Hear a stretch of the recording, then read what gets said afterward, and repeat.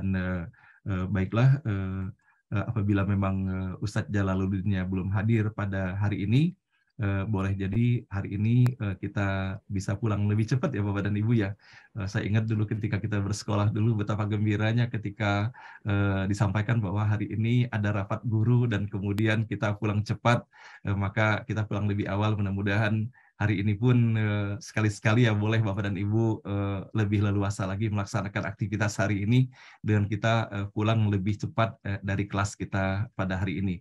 Namun sebelum kita mengakhiri acara kita pada hari ini, saya ingin sekali mendengarkan sambutan dari salah seorang di antara kita.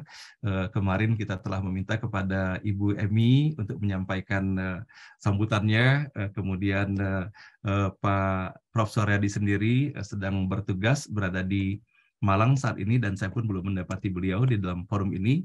Dan kemudian Pak Rudi Rajab sendiri boleh jadi tidak hadir dikarenakan beliau dalam keadaan sakit. Nah, saya ingin mencoba mudah-mudahan ada Pak Agus Tanzil atau Mas Ibong. Apakah beliau hadir bersama kita pada saat ini? Sepertinya tidak ada. Dan kemudian saya mencoba Bapak dan Ibu yang mudah-mudahan Bapak dan Ibu yang saya ini berkenan ya untuk menyampaikan sambutan ya. Saya akan meminta pada hari ini saudara kita, Masya Allah. Dan apabila beliau ingin meneruskan sedikit tipsnya, boleh juga di saudara kita Bapak Taufik Indrajaya dari Palembang, dan beliau sebagaimana kita ketahui adalah seorang dokter ahli jantung. Mudah-mudahan Pak Taufik berkenan Pak Taufik untuk unmute audionya sedikit menyampaikan sepatah dua patah kata untuk forum kita hari ini. Silakan Pak Taufik. Oke. Assalamualaikum Pak Taufik. Apa kabar Pak Taufik? Waalaikumsalam.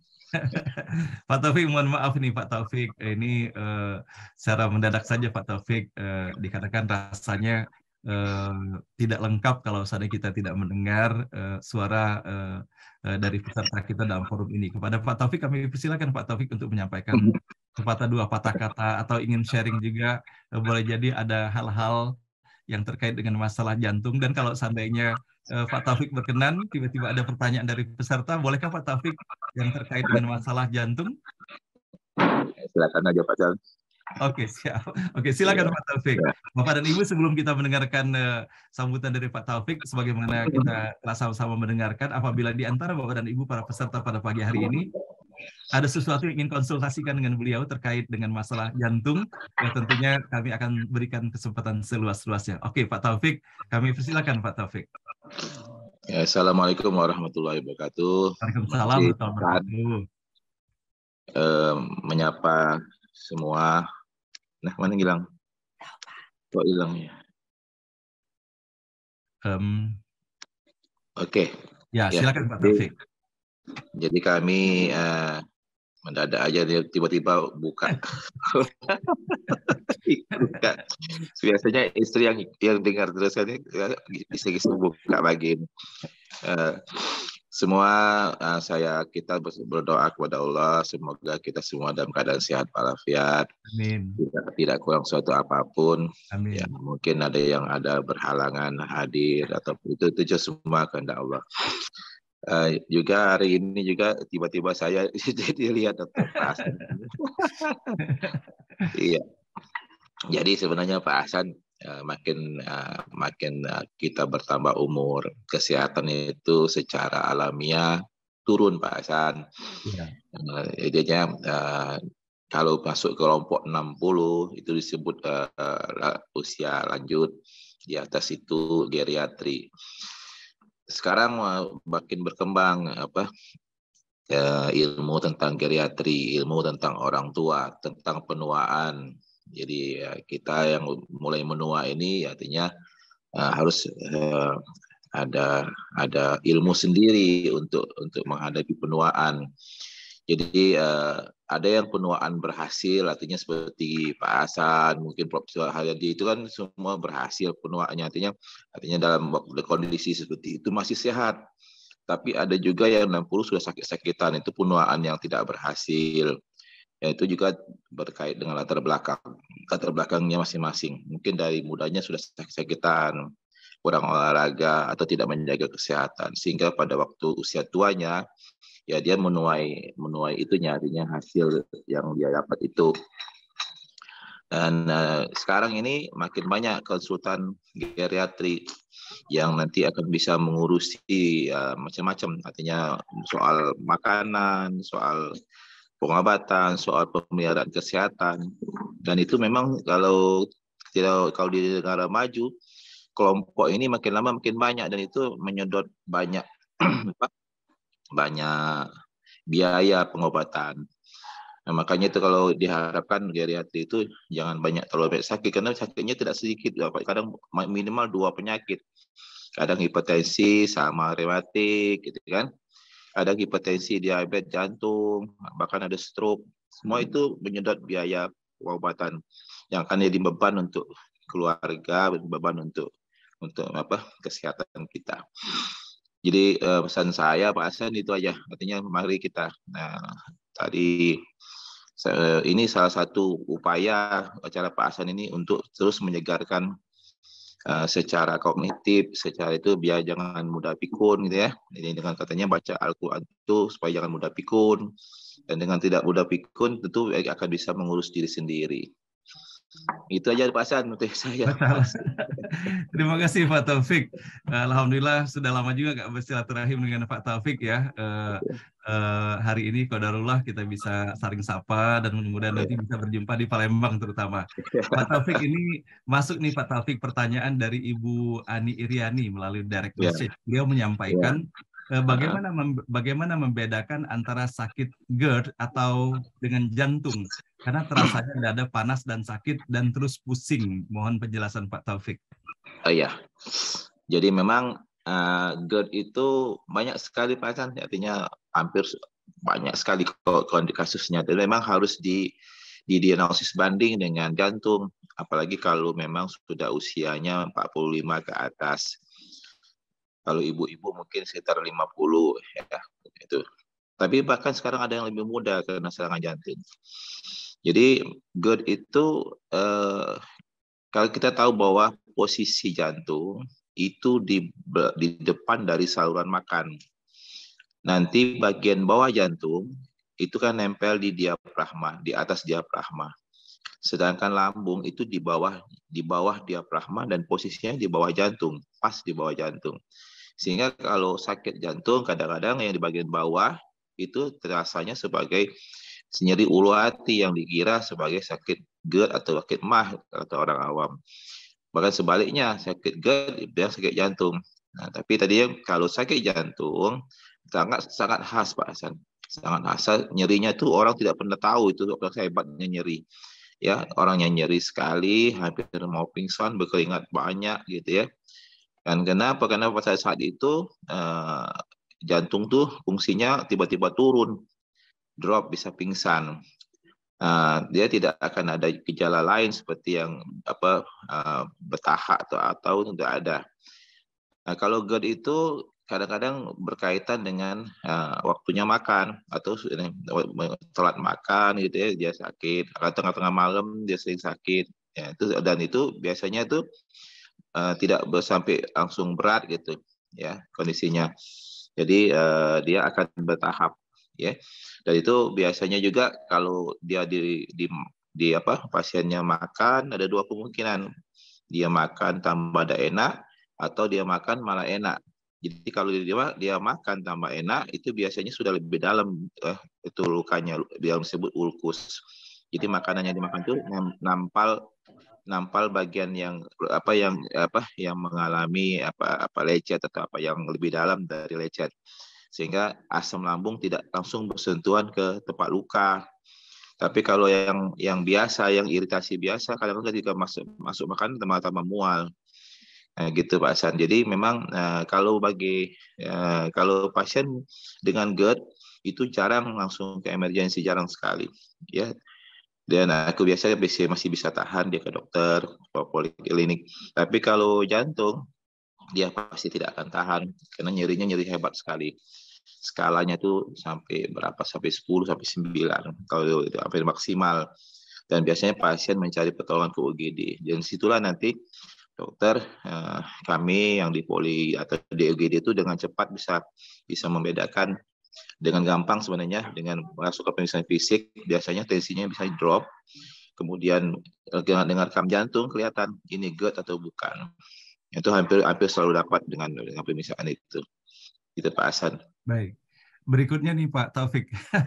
Jadi panjang nih Pak Taufik ya. Ada pertanyaan dari Ibu Tati Nurti. Jadi beliau menyampaikan umur beliau sudah 65 tahun. Karena baru memasuki masa pensiunnya. Mau bertanya apakah obat atorvastatin boleh dimakan terus-menerus karena kolesterol sering di atas 200 dan ada riwayat autoimun dari reumatik mah kronis, dan bagaimana dengan resiko jantung? Mohon penjelasannya. Iya, nah itulah Pak Hasan. Jadi kalau pasien-pasien dengan rematik, biasanya pasien-pasien ini kan tidak bisa lagi olahraga sejak rematiknya timbul. Jadi kalau tadinya dia rutin olahraga, dia tidak bisa lagi rutin olahraga. Jadi apa yang dia makan itu semua jadi deposit di bawah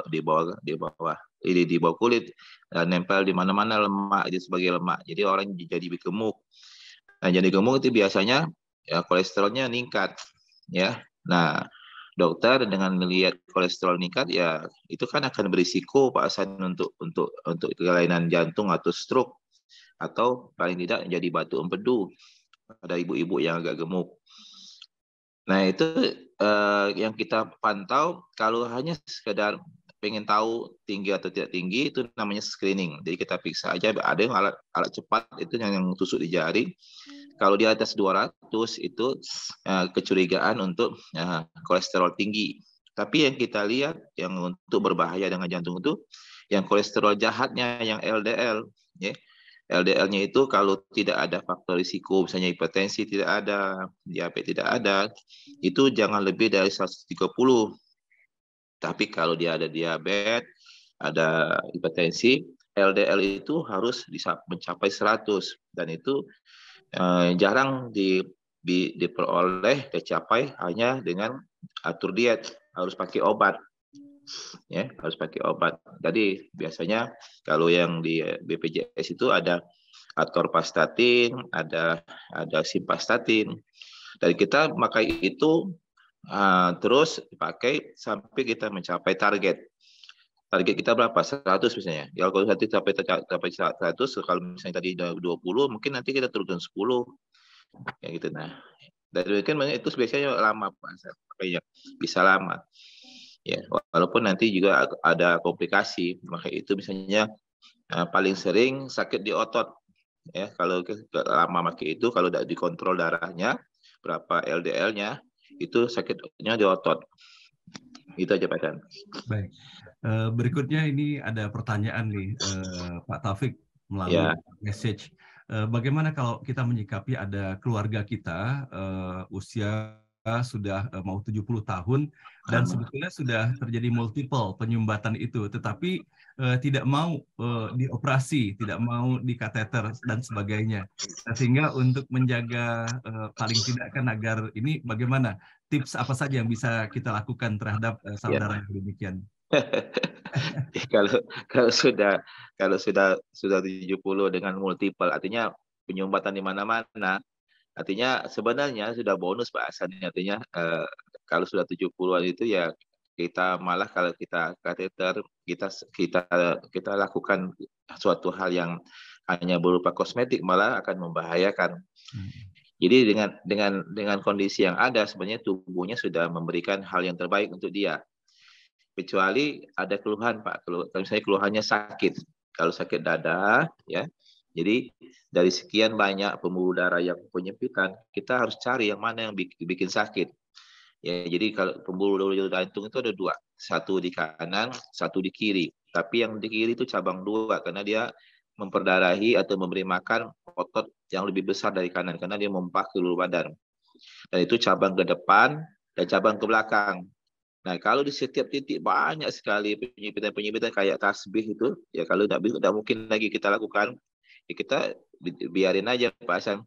Kita mungkin kita kasih aja misalnya obat-obat yang ada supaya lancar darahnya. ya lancar darahnya. Misalnya seperti kalau tidak ada keluhan di lambung, Aspilet misalnya ya, atau Clopidogrel. Kemudian nanti yang untuk juga menghemat pemakaian oksigen di otot jantung, ada obatnya. Ya, jadi kalau memang sudah 70 tahun, hanya keluhannya cuma yang mudah capek, mungkin hanya perlu obat. Karena mau di bypass juga pada umur sekian itu, angka keberhasilan juga tidak begitu bagus puasa. Ya. Oke, baik. Terima kasih Pak Taufik atas tipsnya, nanti disampaikan. Ya. Kemudian ini ada pertanyaan senada sebetulnya dengan keluhan yang dialami oleh saudara saya itu. Ini pertanyaan dari Ibu Nyayu Toyibah. Beliau menanyakan, beliau sering sekali jantung beliau merasa detak bergemuruh luar biasa hanya dikarenakan mendengar suara keras ataupun suara yang terkagetkan gitu, Pak. Ini disampaikan oleh beliau dan itu serasa bergemuruh. Nah, itu penyebabnya apa gitu? Karena sebelumnya tidak pernah dirasakan sedemikian ini. Ya. Jadi kelainan irama jantung itu biasa disebut aritmia. Jadi ada orang yang merasa jantungnya berdebar, Pak Asyad. Tapi begitu kita periksa, kita dengar pakai stetoskop, kita rekam jantungnya normal. Ya, kita normal. Ya, rekam jantungnya gelombangnya seragam, gelombangnya teratur, bentuknya normal. Kemudian detaknya tidak lebih dari 100. Karena normal itu detak itu antara 60 sampai 100. Tapi kalau memang dia biasanya 60 jadi 100, tentu ini suatu hal yang tidak enak bagi dia. Berarti ada yang merangsang jantungnya. Atau bahkan 60 ke bawah, orangnya mudah pusing, mudah lesu gitu ya. Nah, itu biasanya ada juga yang mengganggu. Biasanya ada obat-obatan atau hormon, misalnya tiroid yang terganggu atau apa. Ya. Dan itu kalau yang dia merasa gemuruh, biasanya cepat, Pak Hasan. Cepat dan mungkin kadang-kadang cepat dan tidak teratur. Ya, kalau misalnya dia hilang timbul, agak repot misalnya kalau dia misalnya ke klinik kita dalam kondisi lagi normal. Nah, untuk menangkap ini, kita lakukan namanya pemeriksaan Holter monitoring. Jadi kita seperti pasang ECG itu, dia akan merekam EKG-nya itu, rekaman EKG itu selama 24 jam. Jadi misalnya datang sehari ini, datang ke poli kita jam 10, kita pasang itu, dia pulang bawa alat-alat itu, tapi tidak boleh mandi gitu ya, ada tipnya merekam. Nah, besok datang lagi jam 10, untuk dibuka, kan kita masukkan ke dalam komputer kita bisa pantau apa yang terjadi waktu itu. Jadi awal kalau misalnya jam 11 malam dia terpantau, kelihatan ini bentuknya gimana. Ya apakah rusuh apa gimana gitu. Ya gitu Pak Hasan. Jadi kita kelihatan. Jadi kita bisa ngasih pengobatan yang lebih tepat. Gitu Pak Hasan. Oke, baik. Terima kasih Pak Taufik. Berikut ini Pak Taufik ada pertanyaan dari Ibu Dina Samsiar. Jadi beliau menyampaikan dalam pertanyaannya, apakah apabila sering sakit belikat di belakang, apakah hal itu juga merupakan salah satu pertanda gejala jantung, Pak Taufik? Ya, jadi bagus Pak Hasan, pertanyaannya bagus. Dan ini memang banyak merepotkan dokter, ya, apalagi letaknya di kiri. Dan memang jantung itu lebih banyak di kiri. Secara dimensi, 3 dimensi, jantung itu dia ya besar kan, jantung itu besar, dia bisa menempel sampai ke tulang belakang, nempel ke sternum depan. Dan kalau ada kelainan, tentu sarafnya itu sama, sarafnya satu, tergantung di tingkat mana di tulang belakang itu keluar sarafnya. Nah, jantung itu kan dari namanya torak. Jadi tulang belakang torak, tulang belakang dada itu di lengkung itu kira-kira yang ke berapa ya? Keempat, ketiga sampai ke-7. Nah, kalau yang sakitnya yang pembuluh darah yang kiri, apalagi yang kiri belakang itu alur atau aliran sarafnya itu ke belakang, ke arah belikat. Ya, ke arah belikat. Yang kalau depan itu ke arah leher dan ke arah lengan kiri. Itu alur yang biasa ini terjadi. Nah, ini kalau dia kebelikat, tentu kadang saya kemarin aja ada ibu-ibu, ya, ibu-ibu cukup tua, 67 tahun, keluarnya seperti itu sampai sebulan lebih, ya agak kurus, agak kecil. Kita rekam jantungnya, kita lakukan USG jantungnya, semua oke. Kita ronsen oke. Ternyata ibu ini selalu menggendong cucunya yang berat, ya sebelah tangan kiri. Jadi sakitnya itu Pak Hasan. Jadi mungkin overuse dari ototnya yang kecil itu. Dan itu biasanya pada ibu-ibu juga kita ingat bahwa tulang belakang ibu-ibu itu lebih gampang kropos, lebih gampang osteoporosis atau penyempitan di saraf di belakang. Jadi memang banyak itu yang harus kita cari penyebab dari sakit belikat di kiri belakang itu. Tidak semua jantung cuma 30% Pak Hasan. Jadi yang lain itu mungkin paru, kelainan di paru atau di kelainan di tulang belakang yang jepitan sarafnya gitu Pak Hasan. Baik. Berikutnya Pak Taufik, pertanyaan dari Pak Gufron Sumaryono. Beliau usia 77 tahun sekarang ini dan rajin jalan kaki 3 kali seminggu. Nah itu lansia berhasil Pak Hasan, geriatri yang berhasil. Nah ini ada pertanyaan beliau Pak Taufik. Kaki beliau sering kram pada malam hari jam 00 sampai kadang-kadang jam 2. Kemudian kalau ketika kram itu datang sakit sekali, ini beliau sampaikan. Apakah ini ada hubungannya dengan jantung? Jadi kalau kram apalagi otot yang kram itu biasanya Pak Hasan waktu itu bisa overuse, ya overuse bisa artinya terlalu banyak juga aktivitas.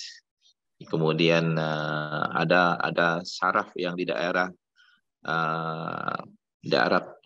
pinggul ya, pinggul itu ya kadang ada yang sedikit terjepit namanya ischialgia. Ya, itu di lokal itu bisa karena terjadi tadi mungkin susunan tulang kakinya yang bisa flat, bisa gitu ya. Sehingga sebenarnya bisa juga kalau kita kadang-kadang juga kaitannya sama kalsium ya. Jadi kalau mau dirunut itu tadi mungkin kalau memang ada kelainan bentuk kaki ya kita bisa mungkin ronsen kakinya. Kemudian kalau kita cari sepatu yang pas untuk itu. Jadi memang harus ke klinik sepatu, diukurnya sepatunya untuk kena olahraga terus karena itu aktivitas itu. Nah, jadi dia capek di siang hari, malamnya kram ya. Nah, kalau bisa juga jadi kalau ini bisa labor misalnya lihat kalsiumnya ya, lihat garam dengan kaliumnya. Mungkin Bapak juga kurang kalium misalnya. Nah, itu kurang vitamin yang lain sarafnya. Jadi kalau seperti ini kram mungkin juga kena kedinginan atau apa ya. Jadi harus makan juga vitamin D Pak Hasan ya. Vitamin D itu untuk metabolismenya kalsium. Ya, jadi kalau kita saja kalau kecapean misalnya olahraga seperti saya kadang-kadang dulu badminton, baliknya itu kadang kram, sakit badan semua karena itu kita terlalu banyak. Nah, mungkin ya, tapi paling karena kaki ini Pak Hasan ya olahraga yang paling berat itu adalah jalan kaki ya, bukan yang sepak bola bukan. Yang paling berat adalah jalan kaki. Bagaimana tulang-tulang kecil di kaki itu menopang tubuh kita tegak berdiri, jalan apalagi kalau jalan pelan. Kalau jalan cepat tidak begitu. Tapi jangan jalan pelan, semua otot, semua tulang itu bekerja keras. Makanya harus cari sepatu yang pas. Jadi sepatu olahraga itu untuk lari beda, untuk badminton beda, untuk bola kaki beda, untuk jalan pun beda. Jangan asal pakai, karena itu akan bikin kerusakan struktur tulang di kaki. Itu Pak Hasan. Mudah-mudahan menjawab. Masalah. Ini jadi semakin menarik nih Pak Taufik. Ini pertanyaan bermunculan sekarang Pak Taufik, boleh ya? Ya, silakan aja. Ini Pak Taufik, ini pertanyaan dari Ibu Meti terlebih dahulu. Saya bacakan dari pertanyaan dari Ibu Meti. Saya scroll dulu. Beliau baru pasang pacu jantung di sebelah kanan sebulan yang lalu. Ibu Meti. Beliau baru memasang alat pacu jantung. Pacu jantung ya? Ya, pacu jantung di sebelah kanan sebulan yang lalu. Yang beliau mau tanyakan, posisi tidur yang baik itu menghadap kemana dalam kondisi yang demikian? Oke. Jadi biasanya orang pasang pacu jantung itu baterainya di kiri, ya, di kiri. Karena biasanya orang tuh kita tanya dia kerjanya dominan tangan kanan atau tangan kiri. Kalau dominan tangan kanan, kita pasang di kiri, artinya di sini kita taruhnya di apa? Di sini daerah apa? Yang di kiri, ya di kiri. Ini terbalik ya. Ini daerah kiri. Dilekuk ini. Jadi kalau kita bergerak-bergerak tuh dia tidak akan mengganggu. Ya dia tidak akan terganggu kan kita taruh di bawah kulit. Ya.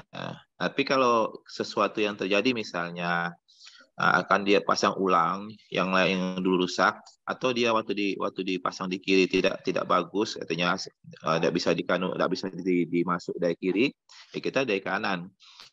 Nah dari kanan itu tentu kalau dia dominan tangan kanan tentu akan mengganggu saat dia bekerja, mengganggu aja bukan dia, tapi dia tuh enggak apa-apa, stabil dia kan stabil, dia masuk di situ kayak ada pocket di situ, kayak ada kayak pot itu ya. Kayak memang Allah sudah bikin situ ya, ada daerah lekuk itu orang udah tahu bahwa akan ada seperti itu. Jadi itu mau tidurnya ke kanan kiri enggak masalah karena itu stabil, dijahit itu stabil, ada alat apa, ada penggantungnya dan stabil ya, kecuali kalau kita gerak-gerakkan terus ya mungkin dia akan berubah posisi karena tapi kalau misalnya cuma sekedar tidur ya mana aja lah tidak masalah. Tapi kalau memang tidak nyaman misalnya di kanan dia akan tidak kanan karena kita kena atas saja, jangan di kanan ya, kita tidur di baliknya. Tapi kalau secara umum tidak masalah Pak Hasan. Baik. Berikutnya Pak Taufik, ini pertanyaan dari Ibu Susirai. Beliau menyampaikan bahwa beliau penderita hipertiroid. Beberapa bulan ini stop minum obat-obatan dan belum kontrol lagi. Selama 2 minggu belakang kondisi badan terasa kurang nyaman. Minggu lalu kadar oksigen hanya 90 dan beberapa hari sudah naik menjadi 95. Setiap malam, padahal sedang tidak ada aktivitas berat, jantung terasa berdebar sangat kencang dan keringat berlebihan. Padahal kondisi ruangan sangat dingin dengan alat pengatur suhu tentunya. Nah, apakah hal ini membahayakan atau bagaimana? Jadi kalau hipertiroid itu metabolisme orang itu berlebihan Pak, dipacu. Jadi seperti pabrik yang tadinya memproduksi misalnya 1000 mobil 1 bulan dipaksa produksi mobil sampai 5000 sebulan ya. Dan itu akan terpacu sekali. Artinya usia pabrik yang mestinya 20 tahun itu bisa jadi 5 tahun. Sama. Jadi semua dipacu. Metabolisme di usus dipacu sehingga dia mencret-mencret. Jantung dipacu ya, sehingga detak jantung sampai 120 kali per menit, sehingga pemakaian tenaga oksigen untuk jantung boros dan jantung bisa terasa nyeri ya, nyeri dan tidak nyaman, badannya jadi kurus, keringat banyak, jadi orangnya keringat banyak, makan banyak tapi kurus, kulitnya menghitam. Dan kalau dibiarkan hal-hal seperti ini tuh tidak balik lagi ke normal Pak ya kan. Walaupun nanti diobati dia tidak akan kembali normal. Ya, jadi jangan lengah. Jadi kalau dokter kasih obat, Bu, jangan berhenti obatnya. Ya kan nanti dokter yang berhentiin, jangan Ibu.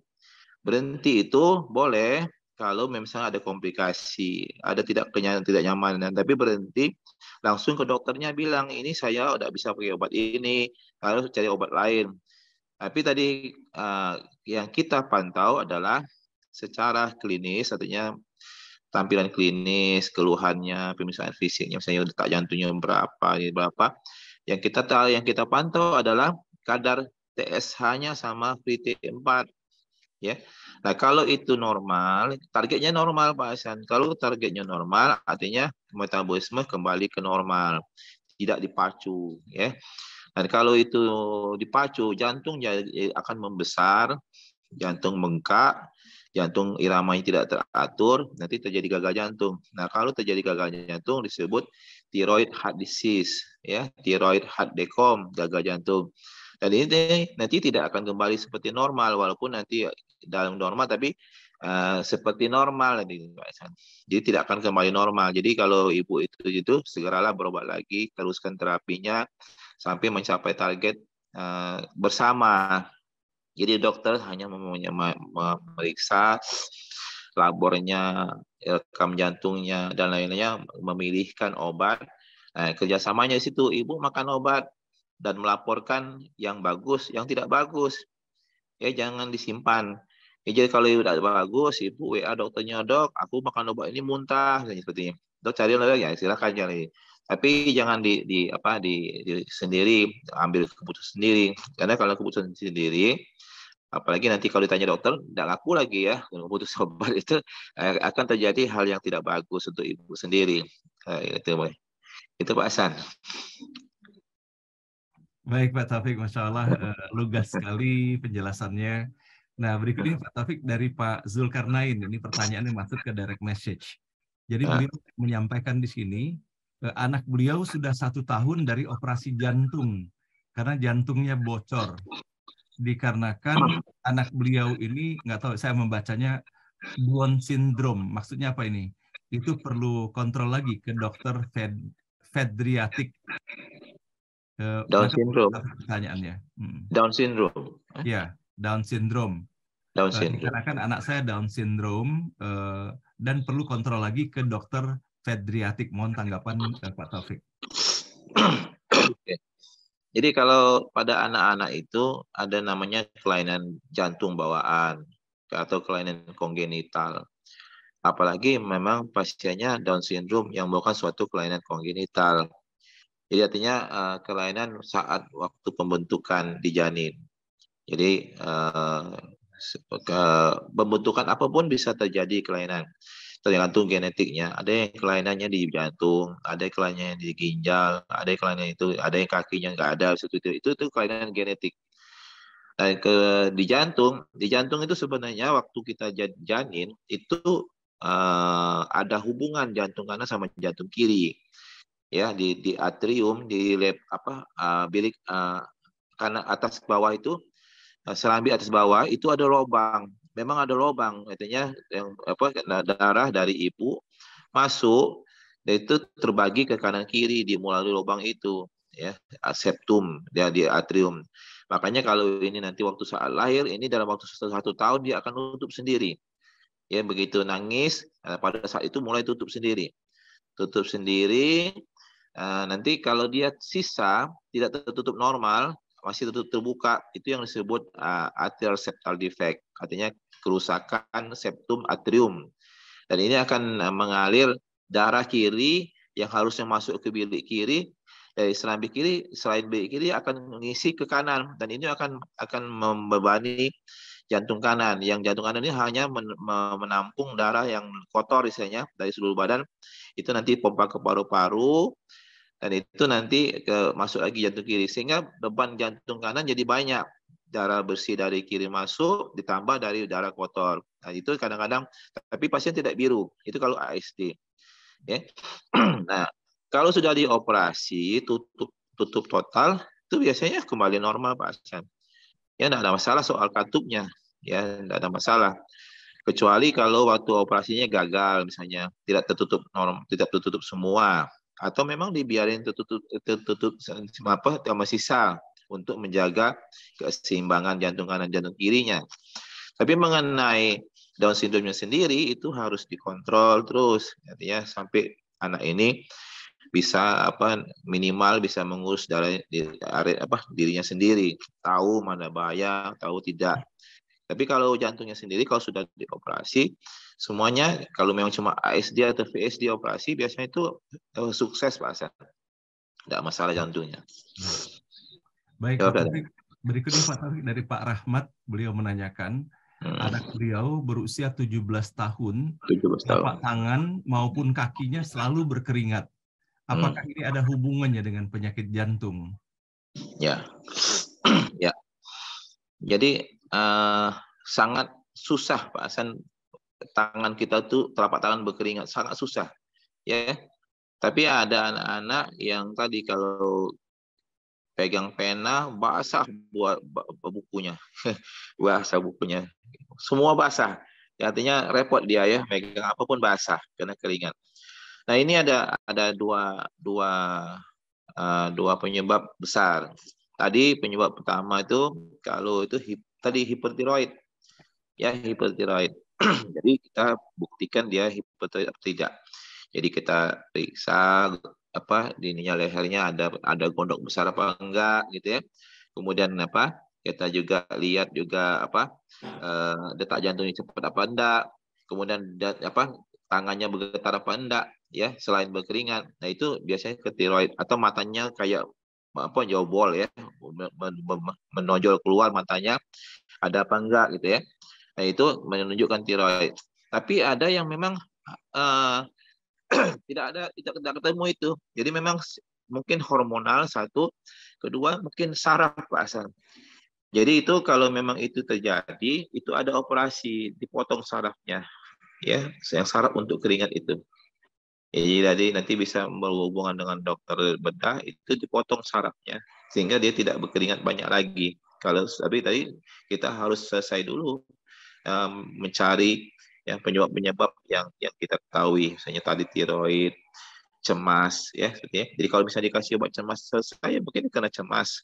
Tapi kalau tidak mempan semua, tadi memang ada saraf yang harus diputus. Jadi yang itu yang merangsang apa? Jadi, itu ada operasinya Pak Hasan. Saya lupa nama apanya, tapi itu ada di operasi sukses. Jadi anaknya itu tidak berkeringat lagi. Gitu Pak Hasan. Baik. Dari Ibu Dina Samsiar ada pertanyaan lanjutan nih Pak Taufik. Ya. Beliau membetulkan apa yang dijelaskan oleh Pak Taufik tadi itu. Dan sebagai kelanjutannya beliau menyampaikan ternyata memang dari hasil rekam jantung beliau ada pembesaran ke lateral kiri. Nah, apakah kira-kira pencegahannya, upaya pencegahannya agar berkurang atau kalau saya memungkinkan sembuh sama sekali gitu dokter? Ya, jadi kalau dokter akan periksa jantungnya selain dengan rekaman jantung. Rekaman jantung itu kan grafik Pak Hasan ya, grafik. Makin tinggi ke atas artinya voltase makin tinggi, kekuatan ototnya berarti makin tinggi. Sama kita periksa orang PLN, periksa listrik. Kalau voltasenya bagus kan galvanometernya naik sampai tinggi itu geraknya.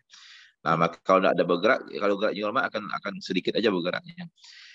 Nah, kalau itu terjadi, grafiknya tinggi, itu sesuai dengan ototnya jantung yang menebal, ya akan sesuai untuk otot jantung yang menebal. Dan penebalan otot jantung itu bisa kita lihat dengan echo namanya, USG jantung kita ukur echo. Dengan echo itu kita real time kita melihat fungsi jantung itu bergerak, jantung itu mau apa, kita lihat gerakannya. Dokter akan melihat gerakannya secara global bagus apa tidak, atau adakah bagian-bagian yang tertinggal pada saat bergerak, ya bagaimana katupnya, ya. Nah kalau itu terjadi semua bagus semua, insya Allah dengan obat itu bisa regres, kita regres ke arah normal, walaupun tidak sampai 100%, tapi kita bisa regres, kita mendekati normal, ya. Jadi jantung, ya, karena jantung yang menebal itu berisiko untuk koroner, berisiko untuk stroke. Ya, jadi kalau dokter akan memberikan obat regresi ke sana. Biasanya kalau pasiennya tidak batuk, kita di BPJS itu ada namanya Ramipril, ya, ada Kandesartan, ya, seperti itu. Itu obat-obat untuk meregres, artinya untuk menipiskan otot jantung kembali ke arah normal, gitu Pak Hasan. Ya, jadi itu dokter. Jadi silakan ditemui dokter jantung, ya. Seperti saya misalnya atau dokter seperti Pak Faisal Baras ya seperti itu. Nanti di echo, iya nanti di echo dilihat jantungnya, nanti di USG. USG jantung itu alatnya khusus, bukannya kayak USG lambung, USG perut. USG perut itu karena perut tak bergerak. Kalau ini kan jantung itu bergerak, jadi harus mengikuti. Jadi echo itu alatnya canggih sekali. Jadi itu diperiksa dulu, nanti dikasih obat, dan tadi karena ini prosesnya berkelanjutan, tidak ada ceritanya untuk stop obat, tidak ada cerita obat. Karena ini kan kita menghadapi penuaan, kita mengalami suatu itu kita ikuti aja.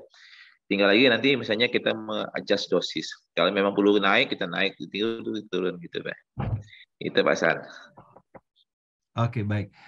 Pak Taufik, berikutnya ada pertanyaan Pak Taufik. Itu kalau seandainya ini sekali mendapatkan obat untuk terapi tekanan darah tinggi. Nah, apakah boleh kita menghentikan untuk meminum obat itu, Pak Taufik? Oh ya. Jadi sekali lagi Pak San ya. Jadi ada yang disebut penyakit kronis. Ya, penyakit kronis itu penyakit yang berlanjut bertahun-tahun. Ya, itu penyakit kronis itu penyakit yang sejalan dengan penuaan. Jadi kalau kita prosesnya menua, dia akan ikut terus sampai kapanpun. Jadi tidak ada cerita stop obat, ya. Jadi hipertensi, diabetes, ya, apalagi digabung stroke, itu semua tidak pernah lagi putus obat, ya. Kecuali kalau kita misalnya hipertensi, oh tahu penyakit hipertensinya karena ada batu di ginjal. Begitu batunya kita angkat, diobati, darah tingginya ada lagi, sudah tidak perlu makan lagi obat darah tingginya. Nah, tapi kalau makanya tidak ada penyembuhan hipertensi, tidak ada penyembuhan diabetes. Yang ada adalah pengendalian tekanan darah satu atau pengendalian gula darah. Jadi pengendalian itu bisa obat, bisa non obat. Tentu awal-awalnya pakai non obat ditambah obat. Kalau orang-orangnya yang sangat disiplin, ya, kadang-kadang obat itu jadi nanti nol, ya, bisa aja nol, tapi bukan berhenti itu karena penyakitnya berhenti, bukan, tapi dia bisa dikontrol dengan non obat, misalnya ngatur makan, ya, olahraga teratur, tidak merokok, orangnya santai gitu ya. Nah, bisa aja. Tapi itu tidak banyak, Pak Hasan. Tidak banyak orang seperti itu. Ya, maunya marah-marah gitu kan. Maunya maunya cepet-cepet, maunya tidak mau olahraga gitu, males gitu kan banyak gitu. Artinya obat jadi sandaran, dan obat ini tentu tidak boleh berhenti, ya, tidak boleh berhenti. Harus mengikuti mencapai target. Pada orang diabetes, target tensi itu 130/80, tidak boleh lebih. Kalau yang orang biasa 140/90. Jadi kalau di atas itu makan obat, artinya tekanan darahnya belum terkontrol. Harus ada usaha lebih keras lagi. Bisa satu obat tidak cukup, tambah dua, jadi satu lagi, dua obat. Bisa 3 obat. Seperti itu. Jadi makin orang ini makin bandel, atau penyakitnya makin bandel, obatnya makin banyak, Pak. Jadi tidak ada cerita stop. Kecuali tadi pada orang yang sedikit itu bisa obat itu stop. Ya, bisa itu obatnya minggir dulu. Obatnya dia bisa pakai non obat gitu, Pak Hasan. Baik. Baik, terima kasih Pak Taufik. Berikutnya Pak Taufik ada Iya. 2 pertanyaan saya sampaikan sekaligus nih. Yang pertama dari Ibu Erna Mohtar. Beliau menanyakan pertanda apakah ada kaitan dengan jantung kalau misalnya sering mengalami dari punggung sampai tangan suka mengalami kesemutan. Nah, ketika diperiksa dinyatakan kram otot. Nah, apakah ini ada hubungannya dengan jantung atau ini aja dulu Pak Taufik? Ya. Jadi kalau kita lihat, apalagi kalau dia kanan kiri, saraf itu kan julurannya dari saraf otak besar, nanti ada otak kecil, nanti keluar dalam bentuk kabel besar. Kabel besar itu yang disebut sumsum tulang belakang.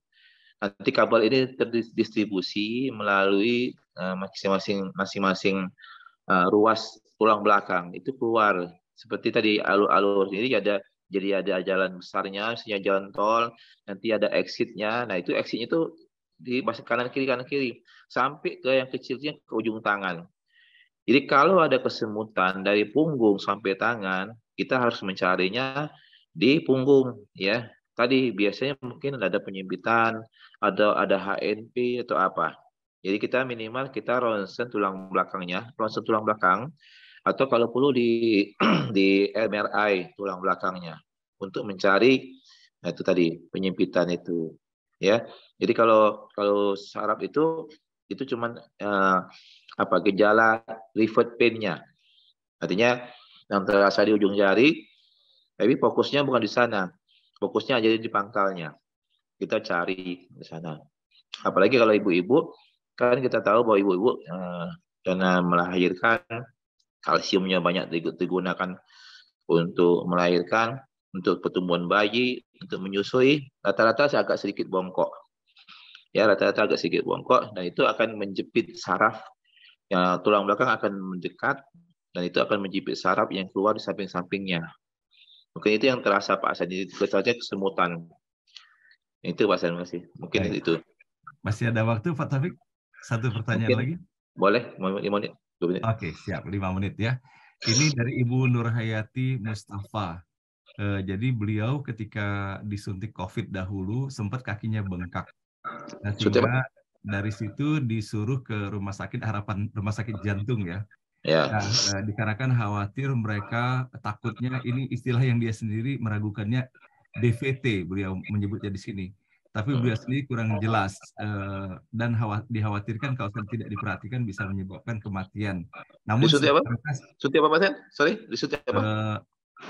suntikan COVID, saya kira ini Oh, COVID, vaksin. COVID, Vaksin. Ya, vaksinasi. ya. Nah, namun setelah diperiksa di sana, maka dokter menyampaikan bahwa ternyata ada varises ya mungkin yang dimaksudkan saya kira. Tapi katanya bisa menyebabkan kematian katanya apabila tidak lancar. Namun beliau juga ragu dengan asal akan hal ini. Nah, sehingga Ya. beliau menyampaikan sehingga setiap kali terasa sakit beliau menjadi takut sekali, jadi trauma seakan-akan. Nah, mohon penjelasan dari dokter. Beliau sini tidak yakin akan istilah DVT atau apa karena beliau tidak jelas penjelasan dari dokter tersebut. Ya, ya. Jadi saya selama ini paling dengar apa komplikasi suntik vaksin itu di luar negeri ya. Artinya disuntik itu terjadi malah serangan seperti jantung koroner ya. Karena efek samping terberat dari vaksin itu darah menggumpal Pak Hasan. Jadi ada trombosis ya, trombosis. Sama halnya dengan penyakitnya sendiri ya. Jadi COVID itu sebenarnya meninggalnya karena pembuluh darahnya itu menggumpal sehingga aliran darah tidak mengalir. Karena reseptor virus ini lebih banyak di paru-paru, paling banyak di paru-paru, itu namanya reseptor ACE2. Itu makanya yang terserang tuh banyak di paru-paru. Makanya dulu dikira sakit paru-paru. Ya, ternyata yang bukan paru-parunya yang tapi pembuluh darah di paru-paru itu dalamnya itu tersumbat oleh apa penggumpalan sehingga darah ke ujung tidak berjalan dan itu ada kematian jaringan paru. Makanya paru-paru yang di ujung itu kan namanya alveoli itu untuk mengambil oksigen ya. Jadi dari darah mengalirkan CO2 nanti mengambil O2 kayak gitu. Dan itu akan terjadi. Nah, sekarang dengan terjadi penyumbatan tidak terjadi pertukaran O2 CO2 tadi sehingga saturasi drop bahkan sampai di bawah 50 orangnya langsung jatuh kayak di zombie itu. Itu bukan hoax, memang terjadi. Jadi orang lagi berjalan tiba-tiba jatuh, ambruk karena saturasi cuma 50%. Nah, kalau yang seperti ibu ini di kaki bengkak, sebenarnya jauh sekali, artinya jauh sekali untuk itu. Karena ya, biasanya yang penyempitan itu di arteri, jarang di vena. Vena itu ya kalau varises itu bentuknya itu terjadinya bertahun-tahun, bukan yang kondisi yang cepat. DVT, kalau DVT itu artinya ada sumbatan trombosis, sumbatan bergumpalan darah di pembuluh darah balik di dalam. Kalau yang di luar itu yang kelihatan biru-biru tuh, itu di luar. Tapi ini yang di dalam itu tidak kelihatan, hanya kelihatan pakai Doppler, USG pembuluh darah di Doppler. Dan itu memang harus dikasih obat supaya lancar darahnya dan sakitnya berkurang. Ya, jadi biasanya kalau itu kita kasih obat itu berfungsi mengencerkan bekuan dan itu menguatkan dinding pembuluh darah di venanya. Dan itu bisa dilakukan Doppler. Itu Pak Hasan. Masya Allah. Masya Allah Pak Taufik, luar biasa sekali hari ini Pak Taufik. Saya pun bisa merasakan walaupun saya tidak menyampaikan pertanyaannya, namun penjelasan Pak Taufik ini boleh jadi Bapak dan Ibu kita bersepakat ya sangat jelas ya karena menggunakan analogi-analogi kemudian menggunakan bahasa yang sederhana sehingga insya Allah kita sebagai orang awam ya terhadap dunia medis, terutama masalah jantung ini menjadi leluasa di dalam kita memahaminya. Pak Ya, Taufik, Masya Allah, ya, walaupun kita tidak ya, pernah merencanakan hari ini membuktikan ya Pak Taufik ya, ya, Allah yang maha menentukan walaupun kita ya, sudah membuat rencana serapih apapun, ya, ketika Allah berkehendak lain, ternyata sesuatu yang dikehendaki Allah itulah yang terjadi. Nah, ya. tentunya sama-sama kita berdoa semoga Ustadz Jalaluddin Akbar akan hadir pada kesempatan berikutnya. Dan kepada Pak Amin. Taufik, dan ini perjalanan ini indah ya Pak Taufik ya. Tadi ketika Ustadz Jalaluddin Akbar tidak hadir, agar tidak kosong, kita langsung isi dengan acara Iya, baca surah Al-Mulk, kemudian tadinya mau ya. ditutup, harus ada yang menutup, ya kan? Kemudian, qadarullah dari sebegitu banyak nama terbaca nama Pak Taufik. Nah, tidak lepas kesempatan ini, maka Pak Taufik tadi yang diminta. Amin. Dan ternyata berlanjut dengan memberikan konsultasi ya Bapak dan Ibu, ini rezeki dari Allah untuk kita semuanya, terutama kepada Bapak dan Ibu yang menyampaikan pertanyaan pada hari ini, mudah-mudahan menjadi jelas semuanya. Dan semoga nasihat yang disampaikan oleh Pak Taufik ini dapat kita laksanakan dengan sebaik-baiknya agar kita semuanya sehat, agar kita Iya, terus bisa ngaji bareng ya Bapak dan Ibu ya. Kalau saya sakit kan kita tidak leluasa ngaji bareng di sini. Nah, amin. alhamdulillah juga Pak Taufik ini Prof. Suryadi Iya, pun tadi kan tidak ada. Sekarang Prof. beliau masih di Malang dan alhamdulillah iya. beliau telah hadir di sini. Kami mohon kesediaan Prof. Suryadi untuk menyapa Pak Taufik dan kita dan para peserta lainnya. Kepada Prof. Suryadi kami persilakan Prof. Pagi, Prof. Taufik luar biasa. Pak Taufik dan Ibu Jemaah di pemerintahan 298 ya. Assalamualaikum. Waalaikumsalam. Waalaikumsalam warahmatullahi wabarakatuh. Tadinya itu belum mau bergabung dulu Pak, tapi kisah-kisah siapa ya yang mengisi beranda. Oh, Pak. Jadi menyimak. Karena gini ya, kalau ini walaupun mendadak ya, karena luar biasa menguasai, sehingga apa suaranya putus-putus ya Prof ya? Putus-putus ya? Iya Prof. Di Batu ini orang, tapi Malang. jelas. Iya masih agak terputus ya. Kalau di perangkat saya, kalau di tempat Pak Taufik jelas Prof. Suryadi. Oke, dilanjut Prof. Ya udah. Ya singkat kalau gitu. Yang penting saya ucapkan yang sebesarnya kepada Pak Taufik dan mendengar penjelasan yang panjang lebar dan sangat indah tadi ya. Semua pertanyaan dijawab dengan sangat lugas dan saya kira semua yang bertanya puas dan berterima kasih Pak Taufik. Jadi saya juga ingin menyampaikan terima kasih yang besar-besarnya karena saya sendiri juga udah pasang ring 3 Pak Taufik. 3 ring, jadi saya tangani dokter rutin ya, saya cek dan di dokter jantung saya. Iya. Pun USG bagus, jadi ya Bagus. masih. Iya. Awalnya dari diabetes, tadinya kan jantung nggak ada. Iya, diabetes itulah. Merembet kemana-mana ya. Iya. Kapan-kapan ingin juga ini diperiksa Pak Taufik lebih puas. Ini Pak Hasan sambil kopi darat. Kalau diperiksa Dokter Taufik kita harus terbang ke Palembang sembari wisata kuliner Prof. Karena Pak Taufik di Palembang. Kapan-kapan katanya kapan-kapan saya diajak golf deh. Oh iya. Oh boleh Pak Taufik. Gabung. Kalau pas senggang kita rencana mau ke Belitung. Belitung. Baru Belitung. Iya. Kapan juga bisa di sana. Di sana ada lapangan golf bagus juga ya? Iya, ada alatnya bagus. Iya, ada bagusnya. Jadi saya kesimpulan saja ya, intinya itu kalau kita mendengarkan di beranda itu para pandangan para dokter ahli apapun ya, itu memang itu begitu banyaknya macam-macam. Dan kita harus sangat mensyukuri nikmat Allah apabila tidak menderita penyakit yang serem-serem itu. Itu sangat disyukuri karena di samping kita jadi sehat, juga biaya jadi berkurang ya. Itu mahal sekarang ini. Dimanapun sakit apapun, kalau yang biaya mahal, pasangan ratusan juta. Mahal.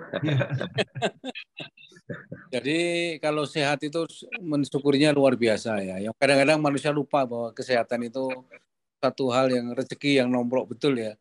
Tapi kalau bukan dalam bentuk harta kelihatannya kok pikirkan. Kalau kesehatan itu biasa, itu ya luar biasa. Tapi alhamdulillah Pak Taufik, Allah menciptakan dokter-dokter hebat seperti Pak Taufik. Masyarakat ini bisa dikeluhkan Pak Gufron tadi, beliau saya 70 ya, beda 7 tahun ya, jauh ya. 70 pun saya juga suka kram seperti Pak Gufron. Tapi karena itu karena suntikan ini insulin Pak.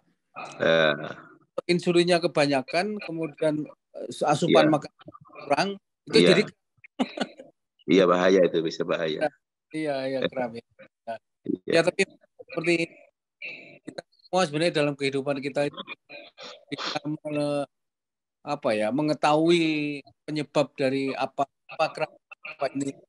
Ada sesuatu sebelumnya Pak Gubernur, saya kira kalau diteliti kram itu penyebab tidak ujuk-ujuk. Nah kalau penyebabnya itu bisa diketahui, diatasi, insya Allah kramnya jadi agak kurang gitu kira-kira. Iya. Jadi terima kasih sekali lagi Pak Dr. Taufik ya. Dan ini mendorong kita untuk makan pempek langsung di Palembang dan kapan kita atur Pak? Pindang Patin. Oh iya, Pindang Patin. Patin ya. Kalau ke Lampung itu bukan patin, satu lagi apa? Pak Hasan kemarin makan antara patin sama apa itu, lupa saya, tapi tidak berminyak. Bau. Pindang bau. Saya lebih ikan baung Pak, karena minyak merah. Baik, terima kasih sekali kalian menyempatkan diri untuk ikut terus ngaji bareng online ini. Dan Insyaallah. Dalam kondisi gawat darurat apapun selalu bisa diselesaikan dengan indah. Amin. Tujuannya baik, Allah akan jalan yang terbaik juga Mas. Amin. Terima kasih kalian. Assalamualaikum warahmatullahi wabarakatuh. Waalaikumsalam warahmatullahi wabarakatuh. Terima kasih Prof. Syaradi atas sambutan dan pesan-pesannya, dan terutama yang paling menarik buat saya itu rencana trip ke Palembang ya. Kita berjumpa dengan Pak Taufik ya, dan para peserta NWO yang berada di kota Palembang. Mudah-mudahan terlaksana ya Pak Taufik ya. Iya, amin. Nanti kita ajak juga seluruh peserta NWO kita wisata dalam negeri saja ke Palembang ya, ke mana gitu, kita berjumpa dengan para peserta. Kalau seluruh peserta pesawatnya nggak cukup.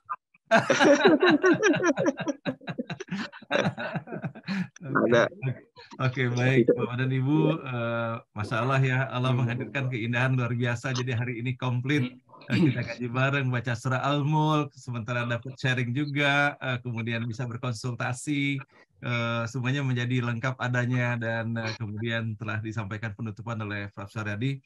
Mudah-mudahan ya, silaturahim kita dirahmati Allah, dan kita akan terus memberikan keistiqomahan di dalam kita mengkaji dan mempelajari, memahami Al-Quran, dan yang paling utama adalah mempraktekkannya.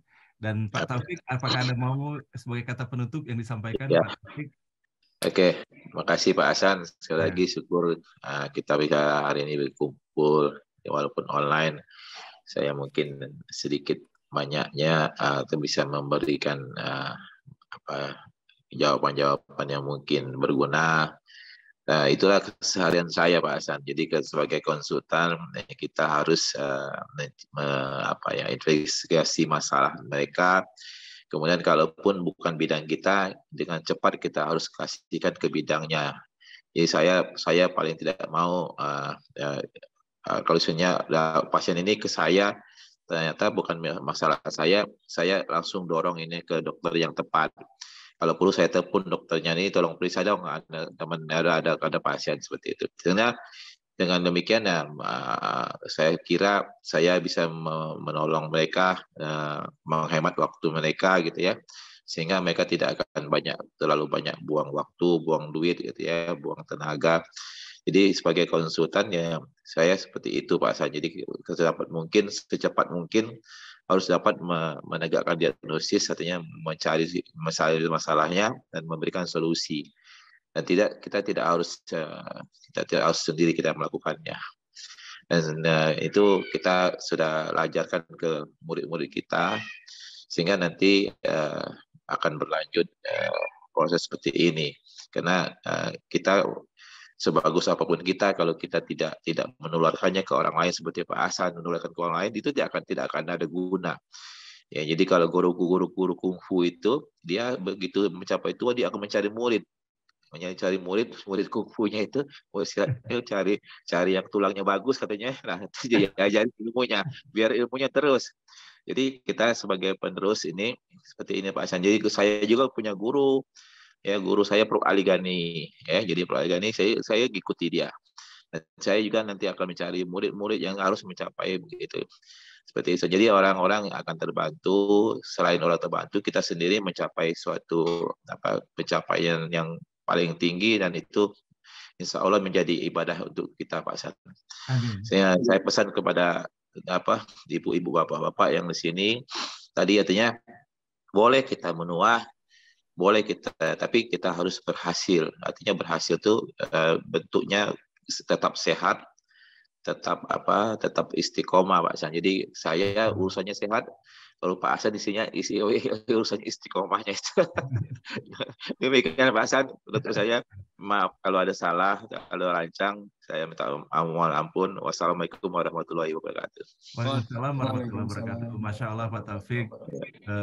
Kita dulu pernah mendengar ya bagaimana Pak Taufik ya menyiapkan diri ya, mengingatkan bagaimana proses pembelajaran untuk menjadi seorang dokter ya pada masa dulu dengan sekarang ini ya Pak Taufik ya. Dan bagaimana digugah kehadiran ya, kesadaran sosial ya, kepedulian ya, kepada orang berada di seputar kita. Saya rasanya 2 kali mendengarkan apa yang Pak Taufik sampaikan ini, kepingin rasanya Prof. Suharyadi satu ketika Pak Taufik sharing ya khusus ya, bagaimana membawakan ini ya, menghantarkan mengenai etika dalam hal ini, bukan hanya akan berguna bagi sahabat ataupun anak-anak kita dalam bidang kedokteran, namun boleh jadi nilai-nilai yang dipraktekkan oleh Pak Taufik ini akan bermanfaatkan pula di dalam kita membangun ya karakter generasi muda kita, bahwa bagaimana sesungguhnya hakikat keberadaan diri bukan hanya untuk diri kita pribadi, tetapi memberikan manfaat seluas-luasnya. Saya kira menarik loh Pak Taufik, saya kira apabila hal ini disampaikan, karena Pak Taufik sudah melaksanakan, jadi bukan lagi walk the talk, tapi talk the walk. Sesungguhnya Pak Taufik ini kan jadi membicarakan apa yang sudah Pak Taufik lakukan. Terima kasih Pak Taufik. Mudah-mudahan Allah bukakan pintu rahmat, berkah dan ridhonya. Semoga Pak Taufik sehat walafiat selalu bersama Ibu yang kedua-duanya berkiprah dalam dunia kedokteran ini. Semoga terus memberikan manfaat bagi keumatan ya, dan khususnya bagi jemaah masjid, jemaah ngaji bareng online ini. Kepada Prof. Suharyadi terima kasih, dan baiklah Bapak dan Ibu, kita akhiri pertemuan kita pada hari ini dengan memahkotainya dengan doa yang dipimpin oleh Ustadz Muhammad Taslim. Dan dari saya cukup sekian, mohon maaf lahir dan batin. Wassalamualaikum warahmatullahi wabarakatuh. Waalaikumsalam. Saya izin lebih ya. Assalamualaikum warahmatullahi wabarakatuh. Waalaikumsalam warahmatullahi wabarakatuh. Alhamdulillah wa syukurillah, la haula wa la quwata illa billah, wassalatu wassalamu ala rasulillah wa ala alihi wa sahbihi wa mawalah, amma ba'du. Terima kasih Pak Ustadz Hasanuddin dan Pak Dr. Taufik, Prof. Suharyadi. Ya, tadi mungkin minta maaf saya dipanggil atau dipersilakan, enggak ketepatan azan. Saya juga dapat resep supaya batuk dan suara ini pulih kembali pas saya tinggal ke belakang, jadi dipanggil-panggil nggak ada. Ya, semuanya semoga tetap sehat. Ya. Marilah kita memohon kepada Allah bahwa kesehatan ini tadi kita syukuri bukan sekedar dengan hamdalah, tapi kita syukuri dengan memaksimalkan amal soleh. Amin. A'udzu billahi minasyaitonir rajim. Bismillahirrahmanirrahim. Hamdan syakirin, hamdan na'imin, hamdan hamidin, hamdan yu'afiyu kafil mazid. Amin. Ya Rabbana lakal hamd kama yanbaghi lil karim wa azim sultan. Allahumma salli ala sayyidina Muhammad wa ala alihi wa sahbihi wa tabi'in bi ihsan ila middin. Ya Allah, ya Basiru, ya Ghaffar, ya Sami'u, ya Ghafur. Allahumma ghfir lana dhunubana wa liwalidina wa li jami'il muslimina wal muslimat wal mu'minina wal mu'minat al ahya'i minhum wal amwat. Ya Allah, ya Rabb kami, Engkau berikan kami sehat wal afiyah. Engkau berikan kami kenikmatan, rizki, karunia, nikmat hidayah-Mu kepada kami.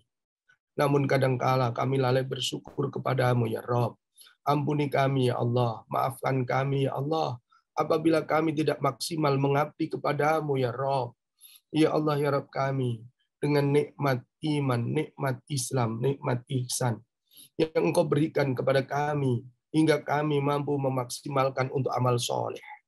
Berbuat baik untuk diri kami, untuk keluarga kami, berbuat baik untuk lingkungan kami, masyarakat kami, berbuat baik untuk nusa dan bangsa di negeri yang tercinta ini ya Rob.